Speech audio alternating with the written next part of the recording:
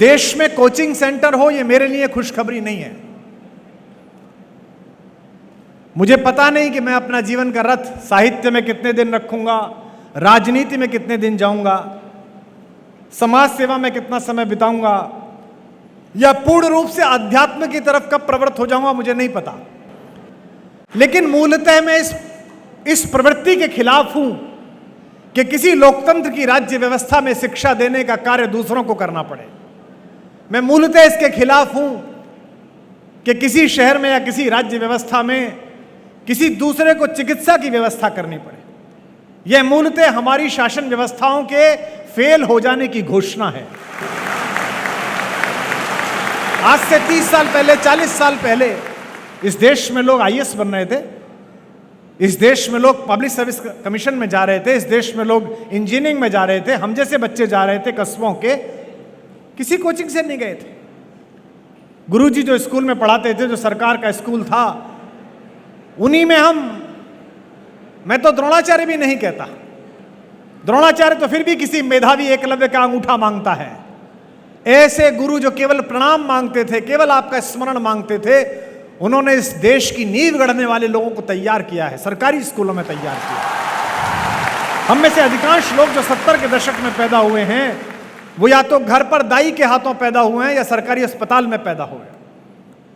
आज एक सामान्य 30-40 हजार की नौकरी करने वाला आदमी इस बात की सोचता है कि उसकी पत्नी गर्भवती है तो 1 लाख रुपए बचा लूं, क्योंकि प्राइवेट में 1 लाख रुपए लगेंगे, और ईश्वर ना करे सीजेरियन करवाना पड़े तो 2-2.5 लाख लग जाएंगे।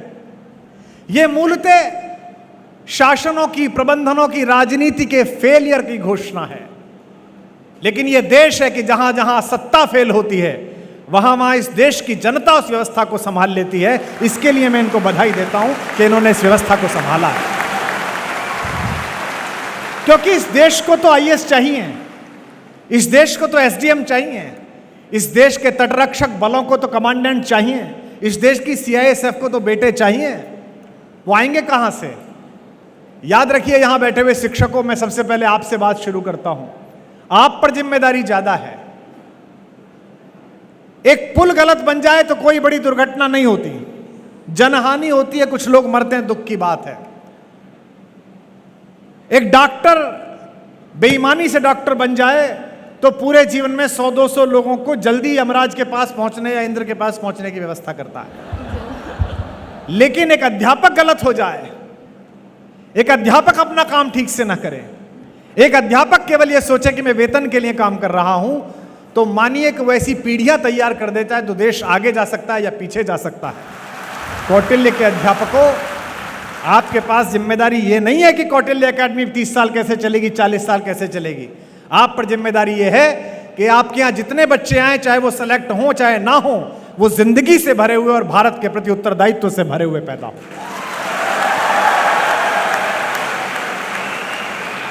ये जो इर्रेस्पॉन्सिबिलिटी हमारे बीच आ गई है, ये जो गैर जिम्मेदारी हमारे बीच आ गई है। 2011 आंदोलन शुरू होने से पहले तक मैं भी पढ़ाता था, बीए एमए की क्लास पढ़ाता था, और मैं देखता था कि मेरी कॉलोनी में रहने वाले प्रशासनिक अधिकारी या एक छोटा सा व्यापार करने वाले आदमी के चेहरे पर जितनी हनक, जितनी तेजस्विता, जितना गौरव बोध, अपने काम के प्रति जितना उत्सुक भाव होता था, उतना अध्यापकों में नहीं होता था। क्योंकि आप इस बात से मत तोलिए खुद को कि आपको वेतन कितना मिलता है, आप इस बात से मत तोलिए कि आपको विधायक जी जानते हैं कि नहीं जानते, उषा जी आपकी मंत्री, हमारी बड़ी बहन आपको जानती हैं कि नहीं जानती हैं। आप इस बात से तोलिए कि ये सब लोग ट्यूबलाइट में कनेक्शन लगाने का काम करते हैं। आप अध्यापक हैं, आप एक दीपक से लाखों दीपक जलाने का काम करते हैं, यह आपका कौशल है। बहुत सारे अध्यापकों को यह बात लग सकती है कि कुमार विश्वास ऐसी बात इसलिए कह रहे हैं कि खुद भरे पेट के आदमी हैं। बिल्कुल गलत बात। अर्थ से किसी बात की अर्थवत्ता तय नहीं होती, पैसे से किसी बात की चीजें तय नहीं होती हैं।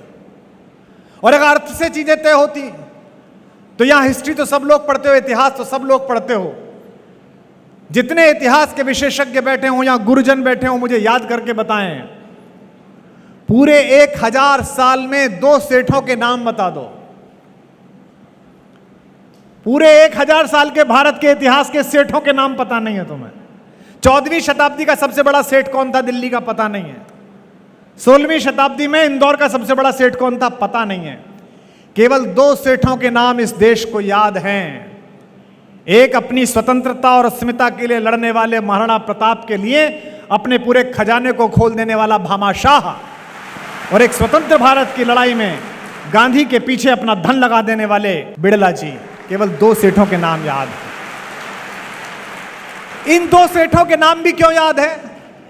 इन 2 सेठों के नाम इसलिए याद हैं कि इन दोनों सेठों ने अच्छे काम के लिए अपने पैसे को लगाया। इसलिए नहीं कि उन्होंने पैसा बहुत कमाया। ब्रांड के लोग मुझसे कहते हैं कि फलां प्रोग्राम में चले जाइए टीवी में, फलां काम कर लीजिए, रेस्टोरेंट खोल दीजिए। तो मैं कहता हूं ये मेरा काम ही नहीं है। 1-2 काम मैंने ऐसे किए थे जो मुझे नहीं करने चाहिए थे, उनका पश्चाताप आज तक पूरा नहीं हो रहा मुझसे। ईश्वर ने तय कर दिया, नियति ने तय कर दिया, मुझे कहकर भेज दिया कि कुमार विश्वास, तुम्हें मैं विशेष कृपा से नवाज रही हूं बेटा। मैं तुम्हें समय अवसर के अनुकूल ही बात याद आने का कौशल सौंप रही हूं।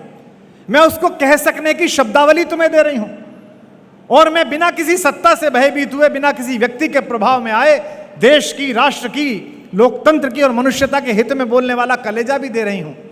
तो जो काम भगवान ने मेरे लिए तय किया है, अगर उसमें मैं ज्ञान अपना लगाऊं तो मुझसे बड़ा मूर्ख कौन। इसलिए जितने भी बच्चे यहां तैयारी कर रहे हैं, और आज जितने बच्चे जिनकी नौकरी लगी है, अगर आपसे ईश्वर को कुछ और कराना होता, अगर पैसे ही कमाने होते, तो 10वीं पास लोग पैसे कमाते हैं, 12वीं पास लोग 2-2 हजार करोड़ के टर्नओवर का काम करते हैं। आपको पढ़ा लिखा कर कौटिल्य एकेडमी में आपने 1 साल भर पढ़ाई की, 2 साल पढ़ाई की, इसके बाद आपको जज इसलिए बनाया गया है, इसके बाद आपको एसपी इसलिए बनाया गया है, इसके बाद आपको कलेक्टर इसलिए बनाया गया है कि इंदौर के किसी कोने में, देवास के किसी कोने में, भारत के किसी कोने में जहां आपकी नौकरी लगे, वहां एक छोटी सी ढाणी में भी रहने वाला एक आदमी, झोपड़ी में रहने वाला आदमी भी जब आपके द्वार पर न्याय मांगने आए, तो इस कौटिल्य अकादमी की शिक्षा याद रखना। मुझे आश्चर्य होता है, आईएएस के घर में पैसे निकले तो 1 हफ्ते तक तो गिनती लग गई। 1 हफ्ते तक गिनती हुई, नोट नहीं गिने गए। ये क्या देश बना रहे हैं, और क्यों बना रहे हैं हम? क्योंकि सब कुछ ठीक चल रहा है, केवल जो बीज जड़ में जाना चाहिए वो ठीक नहीं चल रहा। ये जो देश के चरित्र निर्माण की प्रक्रिया है, ये केवल अध्यापक कर सकता है। दुनिया के बड़े बड़े देश रोए, दुनिया में जिनका हैप्पीनेस इंडेक्स नंबर 2, नंबर 3 था, जिन स्विट्जरलैंड में छुट्टी मनाने के लिए हम तरसते थे कि 5 दिन की छुट्टी है, 10 दिन की हो जाए, जिस इटली में घूमते हुए हम वीडियो बनाते थे कि वेनिस में घूम रहे हैं कि फ्लोरेंस में घूम रहे हैं, 100-150 लाशें गिरी तो पूरा वेनिस रोने लगा, पूरा स्विट्जरलैंड रोने लगा। लेकिन ये देश है भारत, जहां कोरोना ने अपना आतंक मचाया और सरकारें पीछे हटी, तो कोई ना कोई एक सिद्धांत जोशी जैसा व्यक्ति, कोई ना एक कुमार विश्वास, कोई ना कोई आप में से उठा और एक दूसरे का हाथ थाम लिया। हम सबने एक दूसरे का हाथ थाम लिया। हमने कहा कोई बात नहीं, अगर व्यवस्था नहीं पहुंच रही है, सरकार तैयार नहीं थी, अगर नहीं हो पा रहा है तो हम साथ हैं। भूल गए क्या उस दिन को? याद करिए उस व्यक्ति को जब आपने अखबार में एक खबर पढ़ी कि कैंसर के पेशेंट, जब कोरोना पीड़ित 70 साल का, उसने डॉक्टर से कहा कि मुझे ऑक्सीजन की जरूरत नहीं है, मैं अपनी जिंदगी जी चुका, ये जो पड़ोस में नवयुवक परेशान है इसको ऑक्सीजन दे दीजिए। इस विचार का नाम भारत है। इस थॉट प्रोसेस का नाम हिंदुस्तान है।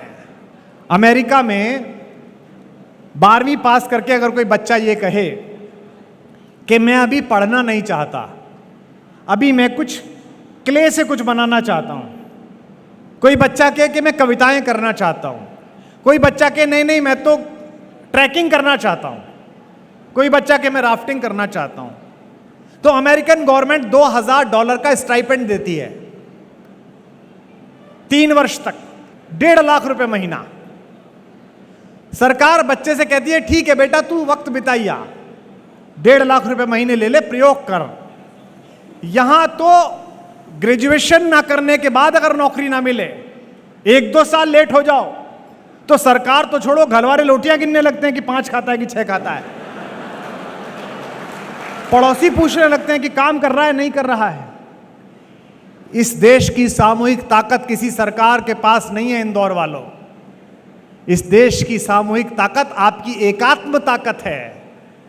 ये सारे बच्चे जो यहां से NEET करके जाएंगे डॉक्टर बनेंगे, ये सारे बच्चे जो IIT करके जाएंगे, ये सारे बच्चे जो अन्य संस्थाओं में जाएंगे, इनकी सामूहिक ताकत इकट्ठी जब एक साथ हो जाती है तब वो लाल किले से बोलती है प्रधानमंत्री बनकर, चाहे कोई प्रधानमंत्री हो। और वही ताकत है कि बरसते गोलों के बीच में, 2 देशों की सेनाओं के बीच में जब भारत का बेटा बेटी निकलता है और दोनों सेनाओं को एक बार तिरंगा दिखा देता है तो न केवल मार्ग दे दिया जाता है बल्कि सल्यूट किया जाता है कि भारत के बच्चे जा रहे हैं। यह भारत की सामूहिक ताकत है और यही किसी देश को बड़ा बनाती है। ग्वालियर में जिस अंग्रेज सार्जेंट ने रानी लक्ष्मीबाई को परास्त किया भारत के पहले स्वाधीनता संग्राम में, 18 जून को रानी वीरगति को प्राप्त हुई। सेनानियों की तरह लड़ी। लोग कहते हैं ना खूब लड़ी मर्दानी। मैं बड़े आदर के साथ हमारी दिवंगत मां उस महान कवियत्री सुभद्रा कुमारी चौहान से असहमत होता हूं। मर्दानी क्या लड़ी? जब उस पूरे अंचल के मर्दों ने अपनी पगड़ी अंग्रेजों के नीचे रख दी तब वो एक जनानी लड़ी, तब एक महिला लड़ी।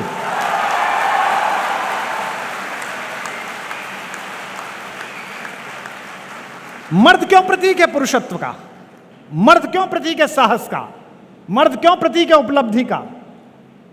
मेरे पिता ने हम 5 भाई बहनों को पढ़ाकर इस योग्य बनाया कि कोई कुमार विश्वास बना, कोई वाइस चांसलर बना, कोई कुछ और बना, लेकिन मेरे पिता हमें पढ़ा सकें, हमको समय पर भोजन मिल सके, मुझको इस बात की चिंता ना हो कि स्कूल की सुबह की ड्रेस कहाँ है। इस बात के लिए मेरी मां ने अपनी हड्डियां गलाईं, अपनी आंखों की रोशनी गलाईं। उसका योगदान मेरे पिता से बड़ा है, मेरे पूरे परिवार से बड़ा है। रानी जिस सार्जेंट ने परास्त की, 3 महीने बाद सितंबर में उसी सार्जेंट ने सुदूर दक्षिण में जाकर चित्तूर की रानी चेन्नम्मा को परास्त किया। ऐसी भीषण गर्मी में नॉटिंघम इंग्लैंड के रहने वाले उस लड़के ने 24 साल की उम्र में यूनियन जैक के लिए लड़ाई करी। मुझे दुख है कि हम वो युद्ध हारे, अपने घर के लोगों की वजह से हारे। लेकिन मैं कई बार सोचता हूं, जब भी मैं इंग्लैंड जाता हूं मैं यही सोचता हूं कि क्या मिट्टी में इसमें बात रही होगी, इसके बच्चों ने कितनी मेहनत की होगी। माना चोर थे, माना डकैत थे, लेकिन कोई तो जुनून था अपने झंडे के लिए, अपने यूनियन जैक के लिए, कि 2/3 दुनिया पर उनका झंडा फहराता था। 21वीं शताब्दी में जीने वाले इंदौर के बच्चों, अगर ये देश 25 साल मुट्ठी बंद करके ये बात कह दे कि हम हिंदू मुसलमान भूल जाएंगे, पूरी दुनिया पर तुम्हारे ज्ञान का झंडा होगा, इसे कोई रोक नहीं सकता।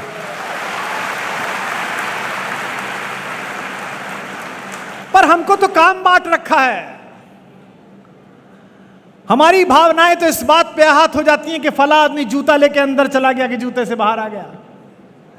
जिस देश में भ्रूण हत्याएं होती हों, जिस देश में 10 बजे के बाद घर से बाहर निकली हुई बिटिया के बारे में तय ना हो पाता हो कि वो ठीक वापस आएगी या नहीं आएगी, जिस देश में आज भी घरों में स्त्रियों के साथ मैनहैंडलिंग होती हो, जिस देश में बेटियों को पढ़ाने के नाम पर यह बात होता हो कि ये पढ़ के क्या करेगी, कोई भगवान प्रसन्न नहीं होगा इस बात से कि उसके बच्चे ठीक से नहीं पढ़े। कोई भगवान प्रसन्न नहीं होगा कि उसकी बेटियां सुरक्षित रहे। तो कौटिल्य एकेडमी में पढ़ने वाला, जैसा ताई ने कहा, 1000 अफसर हों, 200 PCS अधिकारी हों, 150 IPS लड़कों का प्रमोशन आए, 10 साल बाद ये बच्चा सेलेक्ट हुआ है, जब इसे सिलेक्शन मिलेगा, उनकी महफिल हो, सेक्रेटरी लेवल के जो IPS होते हैं उनका ओरिएंटेशन होता है मसूरी में। मैं कई बार बोलने गया हूं, वहां नैनीताल में भी होता है, जहां वो 5-6 दिन रहते हैं और हम जैसे लोग 3-4 दिन में बुला के बता देते हैं कि भाई आप ये करिए, ये करिए जनता के लिए। तो कौटिल्य का लड़का अलग दिखाई दे, कौटिल्य की लड़की अलग दिखाई दे। इसके लिए जिम्मेदारी हमारे गुरुओं की और आपकी भी है कि यहां प्रतियोगी परीक्षाओं के साथ साथ आपकी निजी नैतिक शिक्षा और आपकी निजी राष्ट्रीय शिक्षा की व्यवस्था भी हो। यहां कुछ ऐसे रिचुअल्स हों, कुछ ऐसी बातें हों, कुछ ऐसी चीज हों जो किसी दूसरे संस्थान में ना मिलती हों। पाठ्यक्रम तो मिल जाएगा, लेकिन अंदर का संस्कार अगर आपने दे दिया तो वो सारे पाठ्यक्रमों को पार करके भी आपको विजय दिला देगा, यह तय बात। कोरोना में कैसे कैसे बड़े लोग गए, कैसी कैसा पागलपन था। जिंदगी का पहाड़ चढ़ रहे ऐसे बड़े धनी थे जो कंगालों की तरह गिड़गिड़ा रहे थे कि थोड़ा सा ऑक्सीजन मिल जाए, थोड़ी सी रेमडेसिविर मिल जाए, थोड़ी सी टॉसली जुलैब मिल जाए तो हम बच जाएं। ईश्वर आपको यही समझाने आया था कि जिंदगी में उपलब्धि वो नहीं है जिसे दूसरे मानते हैं, जिंदगी में उपलब्धि वो है जिसे करने के बाद आपको संतोष होता है कि मैंने अच्छा काम किया, मैंने बड़ा काम किया। तो पढ़ाई इसलिए मत करो कि मम्मी पापा ने भेज दिया है, पढ़ाई इसलिए भी मत करो कि नौकरी पानी है। और यह मानसिकता गहरी घुस रही है। पूरे भारत में कम लोग हैं जो आपसे ऐसी तल्ख बात कहेंगे, और मैं कह रहा हूं तो आधिकारिक रूप से कह रहा हूं। पर जो सेलेक्ट हो गए हैं वो, और जो भी तैयारी कर रहे हैं वो आज कसम खाएं कि जीवन में कुछ हो जाएगा। नौकरी बचे ना बचे, ट्रांसफर रुके, प्रमोशन हो, कुछ हो, हम ये तय करते हैं कि जीवन में रिश्वत नहीं लेंगे। एक पैसे की भी अगर इसकी कसम खा पाओगे तो आज का उत्सव सार्थक हो जाएगा।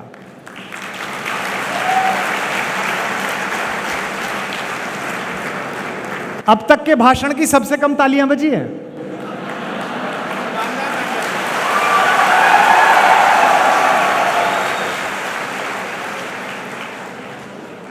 आपको लगता है कि दिक्कत पड़ेगी, नहीं पड़ेगी। मैं आपसे कह रहा हूं, मैं अनुभव के सहारे कह रहा हूं आपसे। आपको लगता है कि गलती है, नहीं है ये गलती। कितने दिन जिंदा रह लोगे?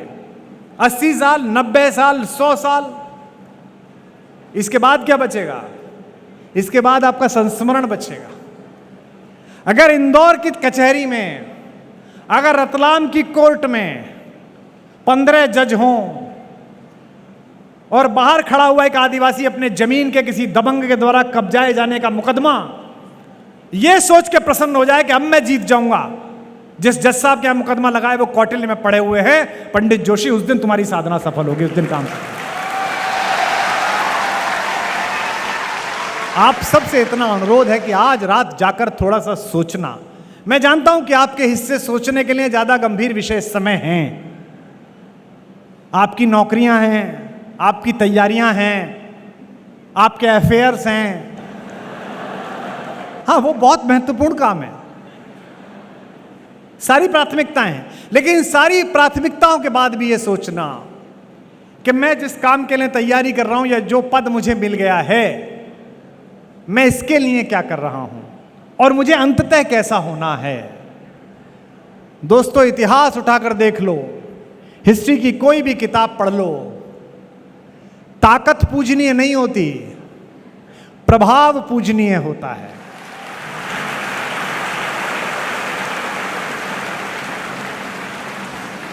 इस हॉल का नाम क्या है? गुरु अमरदास हॉल। यह सिखों के एक महान संत गुरु अमरदास जी के नाम पर है। वो पहले गुरु थे जिन्होंने लंगर में बैठना एक साथ सिखाया। उनके लंगर में दिल्ली का सुल्तान अकबर भी आकर बैठा। वो पहले गुरु थे जिन्होंने जाति प्रथा को भी खत्म किया कि सब एक साथ बैठेंगे और सब परोसगारी करेंगे। वो पहले गुरु थे। अभी गुरु तेग बहादुर जी जो नवम गुरु हैं, उनका शहीदी दिवस लाल किले में मनाया गया। बड़ी लाइटिंग हुई, बहुत भव्य विशाल कार्यक्रम हुआ। मैं उस दिन बड़ा प्रसन्न था, तो मैंने ट्वीट कर दिया कि आंखों को बड़ा अच्छा लगा। तो एक विपक्षी पार्टी के हमारे दोस्त ने फोन करा कि भाई आपको क्या अच्छा लगा? बात यह कि मुझ जैसा व्यक्ति तो इसी बात पर बलिहारी है कि जिस औरंगजेब को यह अहंकार था कि वो किसी साधु का सर उतरवा सकता है, आज उसी के द्वारा राज्य किए गए लाल किले में उस साधु का यश गूंज रहा है, उसकी तालियां गूंज रही हैं। समय ऐसे न्याय करता है, समय इस प्रकार से आपसे बदला लेता है, जब आप नहीं होते तब आपके साथ न्याय होता है।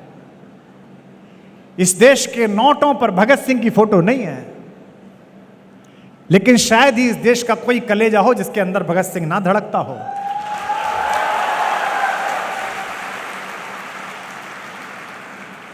इस देश के नौजवानों पर विंग कमांडर अभिनंदन जैसी मूछें नहीं है, लेकिन पड़ोसी देश की कैद में रहकर भी स्वाभिमान से निकलता हुआ जब वो शेर का बच्चा बाहर आया तो जिनकी मूछें नहीं थी उन्होंने भी मूछों पर ताव दिया कि क्या बेटा आया है निकल। इसका तात्पर्य क्या है? इसका तात्पर्य यह है कि अगर आप अपने काम से, अपने संस्थान का, अपने परिवार का, अपने समाज का, अपने नगर, अपने देश का मनोबल बढ़ाते हैं तो वो देश आपके प्रति कृतज्ञ रहता है। सचिन तेंदुलकर जब छक्का मारते थे, विराट कोहली जब छक्का मारते हैं, रोहित शर्मा जब अच्छा खेलते हैं, 1 लाख की भीड़ में जब हम जैसा सामान्य एक अध्यापक का बेटा किसी मुख्यमंत्री, किसी प्रधानमंत्री या किसी गृह मंत्री की आंख में आंख डाल के सच बोल देता है, तो आप ताली इसलिए नहीं बजाते कि आपने बोला, आप इसलिए बजाते हैं कि जो काम आप करना चाहते थे वो उसने किया, भारत का नाम ऊंचा किया, समाज का नाम ऊंचा किया।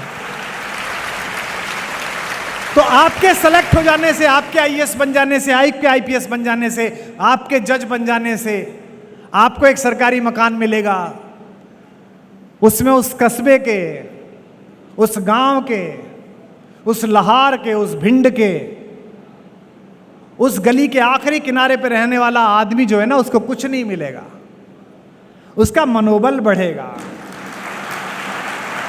जब आप काम करते हैं, जब आप बड़ा काम करते हैं, तो आप केवल अपने लिए नहीं करते, आप उस पूरे समाज के लिए करते हैं। यहां बैठे कितने लड़के लड़कियां हैं जो आज इस बात की कसम ले रहे हैं कि अगले 2 साल के अंदर अंदर कौटिल्य एकेडमी उन पर गर्व करेगी कि हमारे यहां बच्चा पढ़ा था, हमारे यहां काम किया।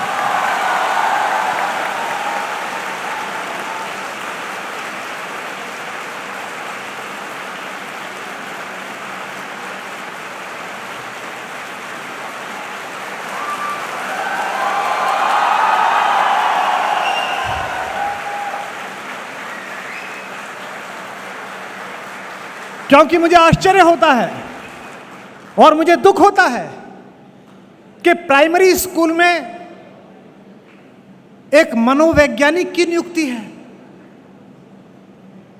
3री क्लास का बच्चा डिप्रेस है।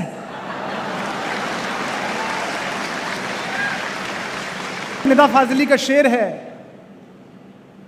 कि धूप में निकलो, बारिश में नहाकर देखो, जिंदगी क्या है किताबों को हटाकर देखो।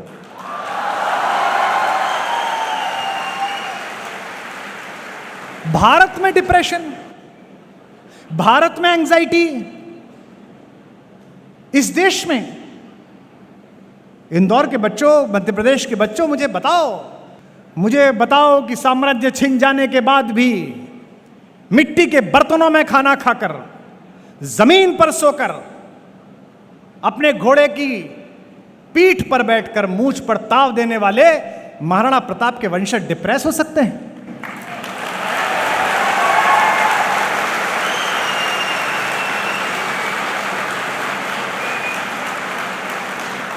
अपनी गुरिल्ला वार पद्धति से औरंगजेब जैसे अहंकारी और दुर्दांत शासक को पूरे दक्षिण भारत में घुमाकर और बीजापुर में आखिरी दिनों में मरने के लिए छोड़ देने वाले छत्रपति महाराज शिवाजी के वंशज डिप्रेस हो सकते हैं?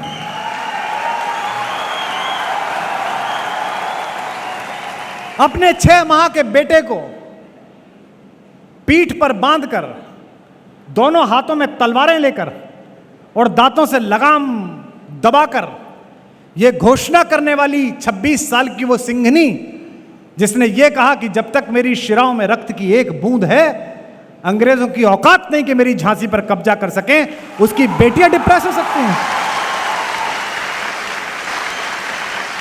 मुझे आश्चर्य होता है कि इस देश में डिप्रेशन है और आपको काम सौंपा गया है, आपको काम सौंपा गया है कि आपकी चेतना ये सब ना सुने जो मैं सुना रहा हूं। 17 साल का लड़का, 18 साल का लड़का गांधी को गाली देता है, बताइए आप। चौराहे पर खड़े होकर पुलिस का कांस्टेबल रात को ट्रक वाले से 20 रुपए का नोट लेता है, उससे सवाल जवाब करने की औकात नहीं है और गांधी पर बात करते हैं।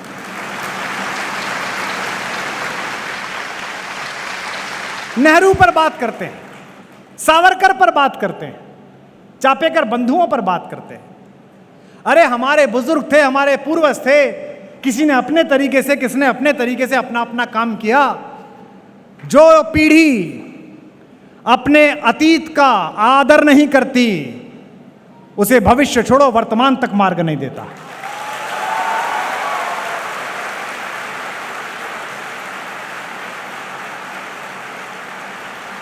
गांधी ने ऐसा कर दिया था, नेहरू ने ऐसा कर दिया था। तुमने क्या किया इस देश के लिए? तुम्हें समय मिला है, जो समय काठियावाड़ के मंत्री और उसके बैरिस्टर बेटे गांधी को मिला था वो तुम्हें मिला है। काश कि कुछ ऐसा कर दो कि आने वाले समय में 50 साल बाद गांधी का चैप्टर छोटा पड़ जाए, तुम्हारा चैप्टर बड़ा हो जाए।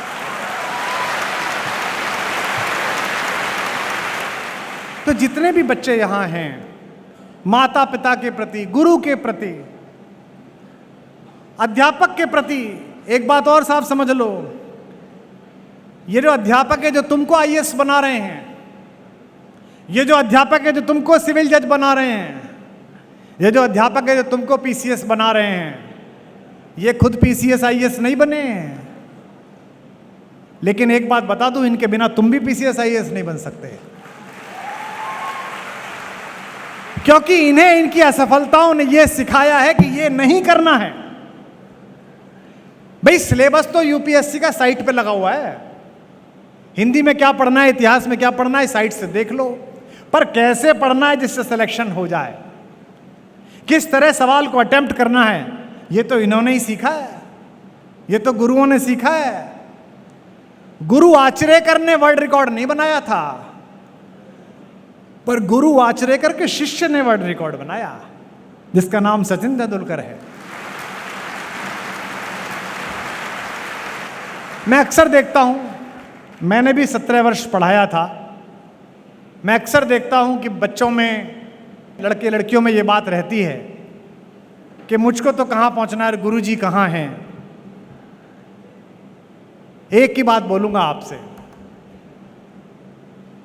छत सीढ़ी नहीं होती। आधी बात समझे आप, आधी अब समझेंगे। छत सीढ़ी नहीं होती, लेकिन दुनिया में ऐसी कोई छत नहीं बनी जो बिना सीढ़ी के पाई जा सके। ये सारे गुरु सीढ़ी हैं। और अगर संस्कृत पढ़ने वाले यहां बैठे हो, मनमोहन को बड़ी रुचि है संस्कृत में, हमारे प्रिय छोटे भाई को, संस्कृत में सीढ़ी को अवतरणिका कहते हैं। नीचे से ऊपर जाने वाली व्यवस्था को अवतार कहा जाता है, इसीलिए गुरु को परमेश्वर कहा जाता है, क्योंकि वो आपको जहां आप खड़े हो उससे ऊपर ले जाता है। कौटिल्य एकेडमी के 20वें वार्षिकोत्सव पर, इस जयंती पर मेरी तो शुभकामना यह है कि गुरु अमरदास हॉल का ये जमावड़ा आप लोगों का, ये भारत भर का एक ऐसा अम्ब्रेला बन जाए, ऐसा छत्र बन जाए। और जो आज बच्चे सेलेक्ट हुए हैं, मैं इनसे भी इस बात की प्रॉमिस तो नहीं मांगता, इनकी अपनी इच्छा है, लेकिन इनसे इस बात का मन मेरा है कि ये ऐसा करें कि जितने में ये बच्चे पढ़ते हैं, जो फीस देकर पढ़ते हैं, लगभग इतने ही बच्चे, जो बच्चे यहां से पढ़कर चले गए, वो पढ़ाएं जिनके पास फीस नहीं है, जिनके माँ बाप फीस नहीं दे सकते हैं।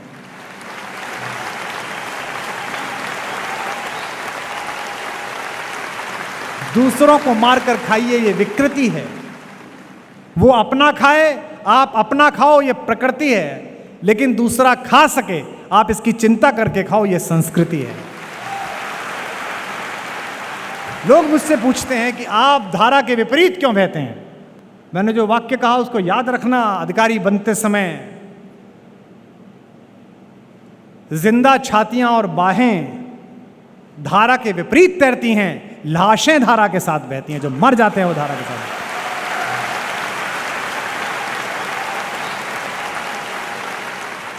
इसीलिए हमारे यहां कविता कहती है कि लीक लीक तीनों चलें, कायर कूत कपूत, और बिना लीक तीनों चलें, शायर सिंह सपूत। तो ये जो परीक्षाएं हैं ये तो केवल एक हर्डल है, जिंदगी तो इससे आगे शुरू होगी। और अभी थोड़े समय के लिए आपको भ्रमित करने के लिए सारे उपचार हैं। मोबाइल है जिसमें पूरी दुनिया है, व्हाट्सएप है। आप में से कितने सारे बच्चे सोचते होंगे मेरे वीडियो सुन के कि इन्हें याद कैसे रहता है इतना? बहुत सारे सोचते हैं। कितने सोचते हैं? हाथ उठा के बताओ। सभी सोचते हैं। सारे पत्रकार मुझसे यही पूछते हैं कि आपको याद कैसे रहता है, आपने 8वीं में पढ़ा, आज कैसे याद है? एकमात्र कारण जो मुझे लगता है, बाकी भी होंगे, सबसे बड़ा कारण है मेरी स्मरण शक्ति अच्छी इसलिए हो पाई कि मेरे समय में मोबाइल नहीं था।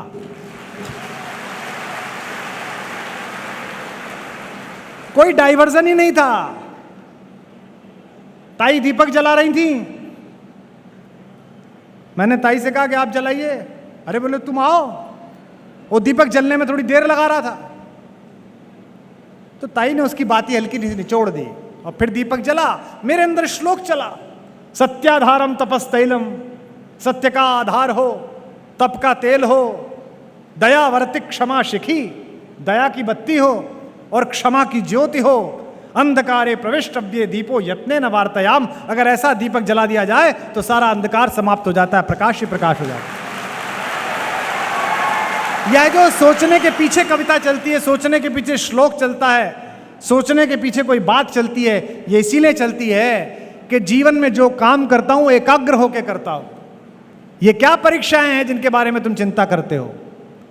ये क्या पब्लिक सर्विस कमीशन है इसके बारे में तुम बातें करते हो? तुम्हारे दिमाग की सेल का 2% यूज नहीं हो रहा है इसके लिए। कौटिल्य एकेडमी तो केवल एक चौखद्दी है, केवल एक परिसर है जिसने तुमको माहौल दिया है, वरना इस परीक्षा को टॉप करने वाले तो तुम खुद हो। तुम्हारे अंदर टॉपर बैठा हुआ है, तुम्हारे अंदर विजेता बैठा हुआ है। वही 2 आंखें हैं यार, वही 2 हाथ हैं, वही एक बुद्धि है, बाकी तो तुम्हें सब समझ में आता है।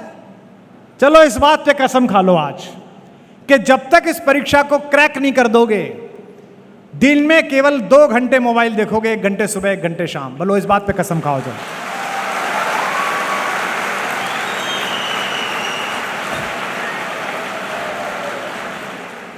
देखो ताली बजाई है तुमने, इससे ध्वनि निकली है और ध्वनि स्थायी है, ईश्वर है। E=mc²।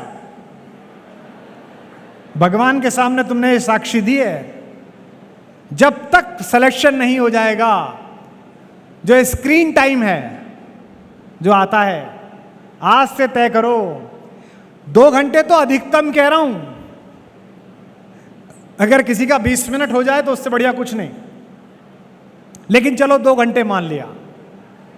8 घंटे पढ़ना, 2 घंटे मोबाइल या टीवी जो कुछ भी हो, 4 घंटे और कोई काम जो तुम कर सकते हो, और फिर 8 घंटे सोना। ये अगर टाइम टेबल बना लो अगले कुछ समय के लिए, तो परीक्षा में कुछ नहीं रखा है।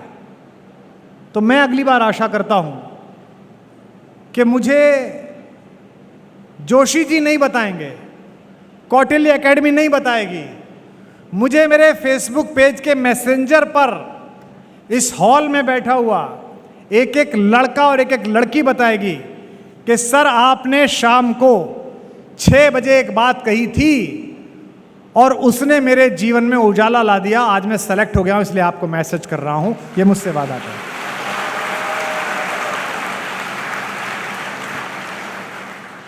ये 150 का आंकड़ा बता के, 200 का आंकड़ा बता के इनको कौन से लड्डू पेड़े मिलने हैं? ये जो बताते हैं कि 123 बच्चे सेलेक्ट हुए, इनको क्या मिलना है? कुछ नहीं मिलना। इनको केवल एक गौरव की, एक आत्मसंतुष्टि की भावना आनी है। जैसा पुरुषार्थ इन भाइयों का है, मैं इस परिवार से भी परिचित हूं, जैसी लगन इनकी है और जैसा व्यसनहीन जीवन इनका है। ये तो ईंट का भट्टा लगाएं तो भी चलेगा, कोई और काम कर रहे हैं तो भी चलेगा, मकान बनाने लगे तो भी चलेगा, बिल्डर बन जाए तो भी चलेगा। लेकिन ये बिल्डर नहीं है, ये मकान नहीं बना रहे हैं, ये घरों को चलाने वाले चिराग पैदा कर रहे हैं, आप लोगों को तैयार कर रहे हैं। चलो एक बात और करिए, आज मैंने आपसे 3 कसम खवाई, 2 कसम, तीसरी और आखिरी कसम। एक कसम और खाइए, मम्मी से नहीं, पापा से नहीं, जोशी सर से नहीं, डॉक्टर मनमोहन सर से नहीं, मिश्रा जी से नहीं, किसी से नहीं। आज रात को जाकर सोने से पहले खुद से कसम खाओगे, अपने अंदर झांक कर उस आदमी का नाम लेना जो तुम हो, कि अंदर बैठे हुए आदित्य, अंदर बैठी हुई गरिमा, अंदर बैठी हुई प्राची, जो भी नाम हो तुम्हारा, मैं तुझे कसम खा के भरोसा दिलाती हूं कि जिस प्रतियोगी परीक्षा के लिए माँ बाप ने मुझे यहां पर भेजा है, उसको मैं किसी भी हालत में पार करके दिखाऊंगी, ये दिखाऊंगा, ये कसम खाऊंगा।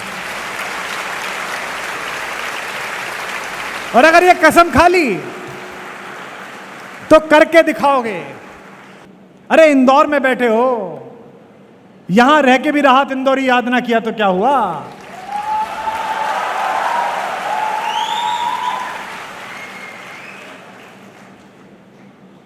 न किसी राहबर न रहगुजर से निकलेगा, हमारे पांव का कांटा हम ही से निकलेगा। और यह शेर क्या अद्भुत है कि वतन की रेह मुझे एड़ियां रगड़ने दे। अब राहत भाई को याद कर रहा हूं, पहली बार राहत भाई के जाने के बाद इंदौर आया हूं। वतन की रेह मुझे एड़ियां रगड़ने दे, मुझे यकीन है पानी यहीं से निकलेगा।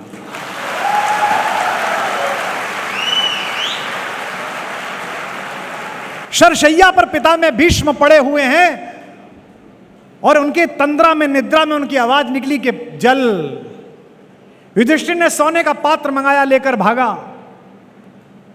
दुशासन दूसरा चांदी का पात्र लेकर आया। द्रोणाचार्य खड़े हो गए लकड़ी का पात्र लेकर, गुरुदेव पानी पी लीजिए। उन्होंने कहा नहीं, अर्जुन को बुलाओ। अर्जुन को बुलाया गया, अर्जुन पानी पीना चाहता हूं। अर्जुन ने कहा जी बाबा, अभी पानी पिलाता हूं पिता में। तीर निकाला, धरती में मारा और इतना तेज तीर मारा कि जो वाटर लेवल था वहां से पानी फूटकर उनके चेहरे तक आया, उनके होठ तक आया। जिस समय आपका संकल्प और आपकी भुजाएं ये साहस पैदा कर देंगी कि जमीन में भी तीर मारूंगा तो यहां से भी विकास की, प्रगति की, सभ्यता की धारा निकलेगी, उस दिन कौटिल्य एकेडमी के सच्चे विद्यार्थी कहलाओगे, सच्चे बच्चे कहलाओगे। जीवन में परीक्षाएं बहुत आएंगी। मैं आपको शुभकामना देता हूं कि जीवन में जब ऐसी परीक्षा आए जो पाठ्यक्रम में ना हो कभी, जो पढ़ी ना हो कभी, गुरुओं ने जिसकी चर्चा ना करी हो, जिस समस्या के विषय में कभी सोचा ना हो, तब आज के इस उद्बोधन के बाद का आत्मज्ञान उस अंधेरे में थोड़ा प्रकाश आपके अंदर पैदा करेगा, तो मेरा आना सार्थक हो पाएगा। आप सबने मनोयोग पूर्वक सुना, इसके लिए मैं आपका आभार व्यक्त करता हूं। बहुत बहुत धन्यवाद। बहुत बहुत